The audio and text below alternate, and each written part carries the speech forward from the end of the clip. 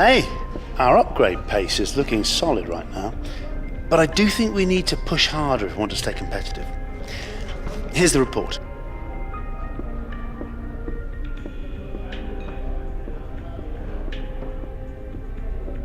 Yo, what's going on guys, it is Tom and welcome back to a brand new video, and we're here for episode 3 of the Mick Schumacher F1 2016 career mode for the Chinese Grand Prix. And as you guys just saw, we just had a little chat with Chris, who's just updating us on the R&D development situation. And obviously you guys know that for this race we don't actually have any upgrades for the car, because I'm trying to store some resource points for Mick later on for maybe the next race. But speaking of practice, as you can see here, it's a very overcast Shanghai circuit, and so far Mick's just getting a feel for the track. And so far so good, as he absolutely smashes the first part of the practice program, which is the track acclimatization, and then moving swiftly on to the tyre wear test. A track that was definitely a very big challenge for Mick Schumacher. As you can see at the top of the screen, 3 green laps before he eventually found the rhythm and got into the purple. So a very tricky track to try and find some decent rhythm here, at the same time trying to save your tyres. But that's exactly what Mick did, and eventually he managed to smash the second target of 80 points and managed to get maximum resource points available to him in that particular program. Now finally we're going to move into the qualifying performance test, and this is actually quite an easy one around here, to be fair. The man are working quite nicely based off of what Mick Schumacher said in his feedback after practice, and overall the car is working quite nicely. But obviously this isn't a super soft tyre, and ideally this is not going to be a race tyre for the Grand Prix, because tyre wear around here is excruciatingly painful and a very, very tough task here to try and keep your tyres nice and basically non-worn. So it's going to be a real challenge here in qualifying to try and get any sort of decent result. But as you can see, in Q1, Mick Schumacher is actually having to go on the soft tyre first of all to see how things shape up and see how he can maybe try and get his car up the grid. And so far, it's actually been a pretty decent lap. As he comes through the final corner, he's going to get the DRS wide open, and as he comes across the line, he's actually going to get himself up into P13, then momentarily down the 14th place there. And eventually, once the session ended, he did actually scrape through P16 just by the skin of his teeth there. So Mick Schumacher on a soft tyre getting into Q2 once again. So an incredible performance there in Q1. And as we move into Q2 now, we're going to ride on board for the entirety of this lap now, throwing it into turn 1 here. As you can see, trying to pick out a nice early apex, then run out a little bit wide, and then try to bring the nose back in for the second half of turn 2. Then going now through this left-hander here, make sure you want to try and get it in nice and tight. Make sure that you get some great traction out here. Absolutely crucial to pick up the traction as we go through 3 into 4, which is a bit of a kink, and then down into turn 5 for the braking zone and the first sector sprint. So far, Mick is only 2 tenths down on Nico Rosberg, actually struggling for some traction through turn 5 there. Now going up to speed through turns 6 and 7, the 2 best corners on the track, trying to carry as much speed as possible through here, trying to fill the car, just try to get the car to flow nicely through here. And this is when you notice you've got a good setup and a good car underneath you, and Mick doing light work of those 2 corners now through 7 and 8. We're in a great run there onto this short little squirt on the power, and then you prepare yourself for the braking zone of turn 9 down to second gear. You want to try and set yourself up for a great run through 10 and 11, which is the famous banking here at Shanghai. And Mick doing a great job of getting the power down nice and early, going through the gears, trying to gather as much speed as possible for this massive back straight. This is literally one of the longest straights on the calendar. I believe it's the second longest after Mexico. DRS wide open, and you prepare yourself for the braking point of the hairpin just before the 100-meter board on the Manor car down the second gear. Make sure you kiss the apex, get a nice bit of traction on the exit if possible, that's exactly what Mick Schumacher has done. And you prepare yourself for one more left-hand turn, which is the final corner in 4th gear, and then get on the power as soon as possible, open up the DRS, and let's see where this lap puts Mick Schumacher, and it's actually P9. So a brilliant effort, and once the session finished, Mick Schumacher managed to get into the top 10. Now this is one of those tracks where I think you'd be happy with top 10, but this is one of the few tracks on the calendar where I don't think you're going to be happy with top 10, because that means he's going to have to start the race on a set of super softs in a manner.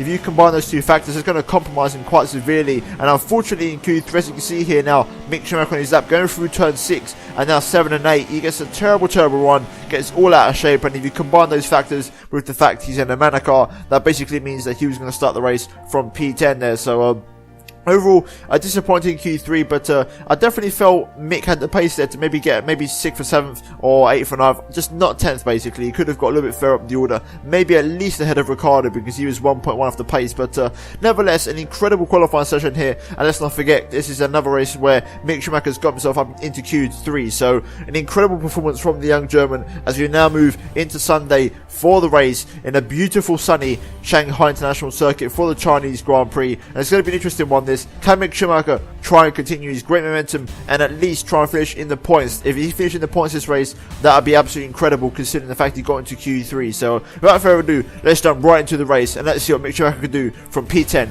on the grid. So here we go then, the 5 red lights are coming on for the race here at Shanghai, and as you can see we've got 4 red lights, 5 red lights, and it's going to be lights out and away we go for round 3 of the season. And so far Mick actually getting a great start off the line here, right on the back of Daniel Ricciardo as we go into turn 1 for the first time this race, and Mick's just going to try and pick out a little bit of a gap here, and he's going to slot the inside of various cars going into turn 2. Can he try and hold the inside here? He's going to side by side with Valtteri Bottas for P5 here, so incredible start from Mick Schumacher. Once again, he's had some great starts this season, and yet again another brilliant start here in China, and he's right on the back of Bottas. Can he try and maybe set him up for some sort of move into turn 4 here? Is it possible? Yes, he can. He goes up the inside off the Finnish driver, just about squeezing him out, and actually I think behind Bottas has gone for a spin. There's a yellow flag, and I believe Bottas has actually been collected by somebody, and that's actually going to be quite good for Mick because it gives him a little bit of a cushion behind in terms of on-track space. And we're just going to look at a replay quickly to see what happened there, and as you can see, looking at the replay, Mick goes up the inside of Bottas there,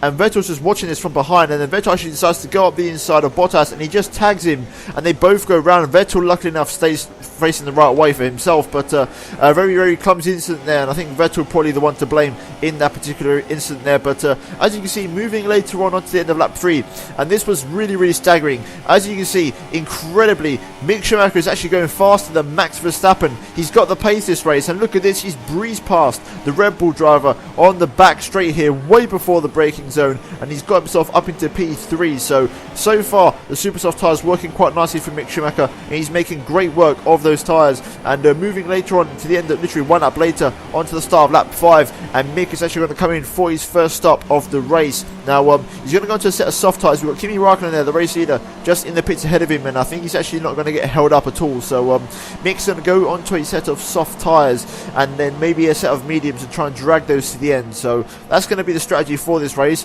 so we'll have to wait and see if that works out or not for him, but fingers crossed it does. As you can see, we're just going to rejoin on board now. Mick Schumacher is going to rejoin quite comfortably in P17 behind Max Verstappen, so Max getting an undercut by pitting 1 lap earlier and coming out back ahead of Mick Schumacher. But as you can see, moving on to lap 7, and Raikkonen's actually come out behind because Raikkonen came in for another pit stop for some reason. So Raikkonen once again on another set of super soft tyres here, and he's actually going to make a move on Mick Schumacher here. Quite easy move on the fresh super soft tyres obviously, but quite surprised Raikkonen came in for a second stop because obviously the super soft actually wait, whoa, okay, Rosberg's sideways for some reason, so Rosberg's on sideways. Have to watch a replay of that because I don't know what's happened there with Nico Rosberg, but he's actually cost Mick Schumacher a little bit of time. So just looking at a replay here, Rosberg is getting overtaken by the Red Bull, and there's, I think that's Verline there, and Verline just sends Rosberg around for a spin. I think Rosberg, similar to the Vettel incident with Bottas, he just clipped Verline's right rear, and he actually went for a spin there. So very unfortunate for him, and unfortunately for Mick Schumacher, he actually got caught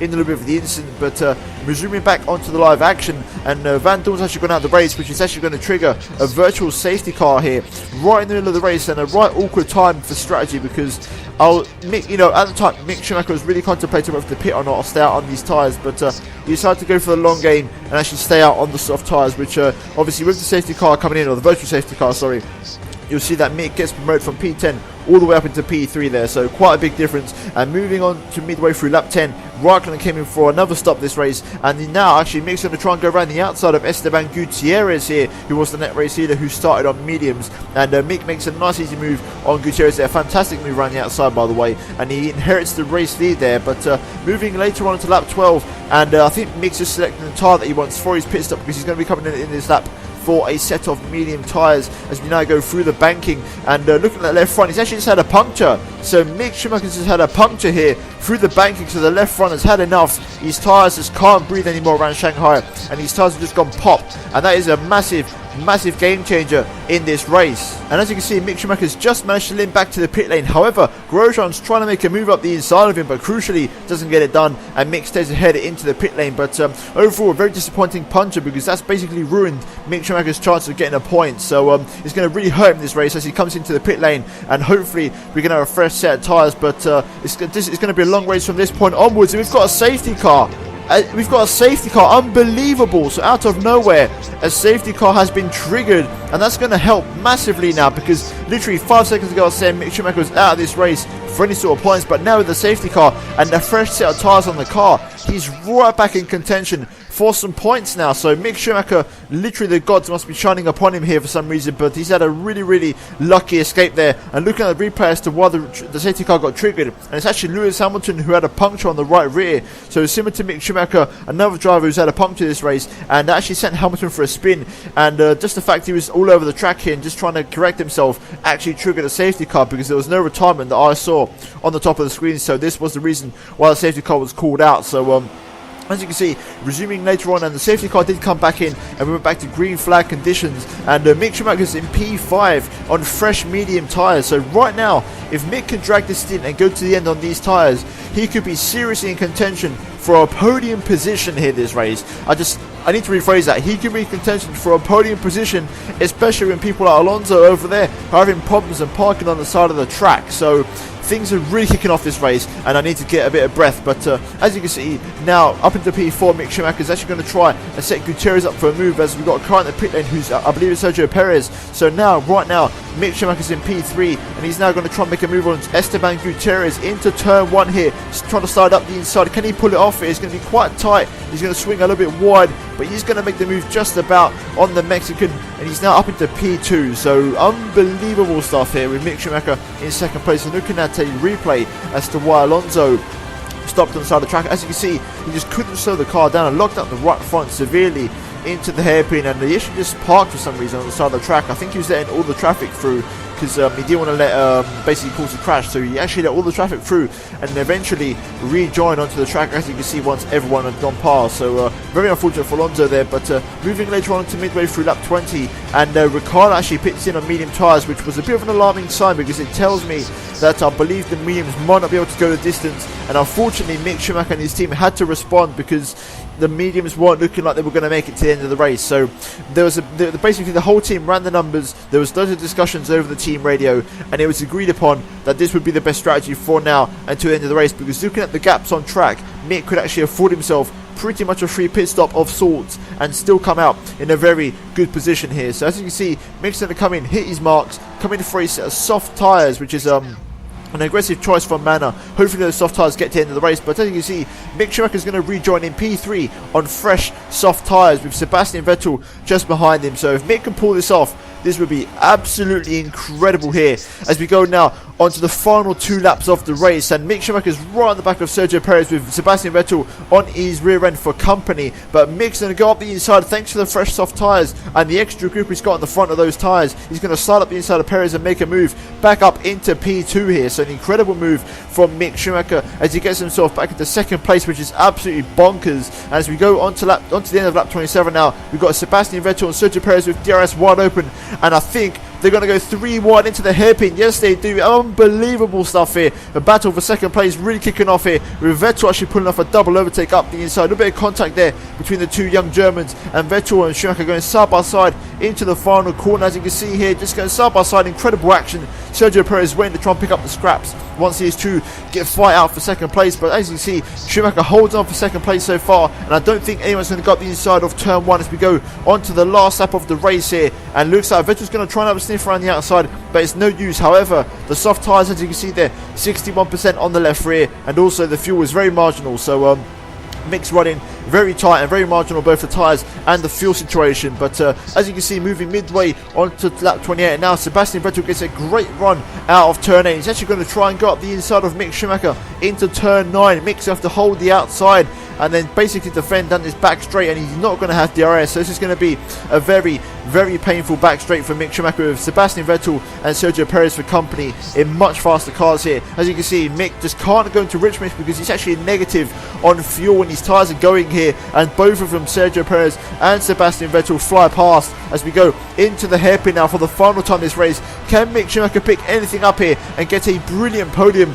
And so far looks like nothing's going to come out of it. He gets a great exit though out of the hairpin to try and get alongside Perez, but Perez just holds on to P3 as we go through the final corner, and I don't think it's going to happen, and I think Mick's actually run out of fuel and he just misses out on a podium. But a fantastic, absolutely brilliant 4th place position for the Chinese Grand Prix, and 3 races in a row where he's finished in the points. Unbelievable start to Mick Schumacher's young career in Formula 1, with Daniel Ricciardo winning the Chinese Grand Prix quite convincingly in a brilliant car, driving a brilliant race. And looking at the podium, such a shame it could have been maybe Mick Schumacher on the podium with those 3 guys, but nevertheless, a incredible P4. I need to reiterate how good that P4 was, and 3 point scoring races in a row, and just an incredible start to the season for Mick Schumacher and the Manor Racing team. And I believe there are some nice tasty upgrades to follow for the next race in Sochi. But as you can see, the 3 guys on the podium just celebrating with some champagne as we're going to move into the final race results. And overall, an incredible and just, you know, a bizarre Chinese Grand Prix. As you can see there, with the usual top 3 with Mick Schumacher in P4. And then Max Verstappen in P5, with Esteban Gutierrez also then a brilliant P6 for him in the Haas car, with Raikkonen in P7 in the second Ferrari, and Bottas in 8th, with Nico Hulkenberg and Carlos Sainz running off the top 10. And then people like Marcus Ericsson and also Kevin Magnussen just missing out on a point there, so it just goes to show how crazy this race was. But speaking of points, looking at the World Drivers' Championship, you can see that Mick Schumacher is still holding P5 quite nicely there, overtaking Max Verstappen. Unbelievable. I wouldn't believe I'd be saying that at the start of the season. And also Lewis Hamilton there dropping a few positions. So an incredible race here at China. And finally, looking at the constructors standings, you can see that Manor are also still in P5.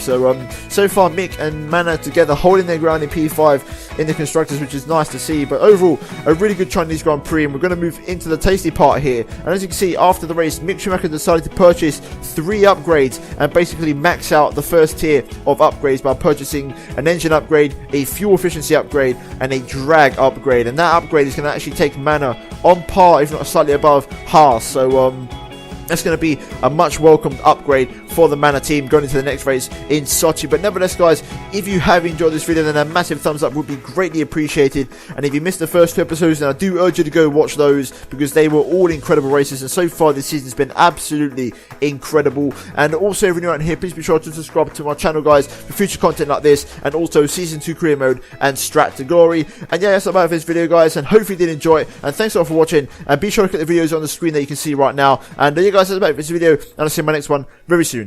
Goodbye.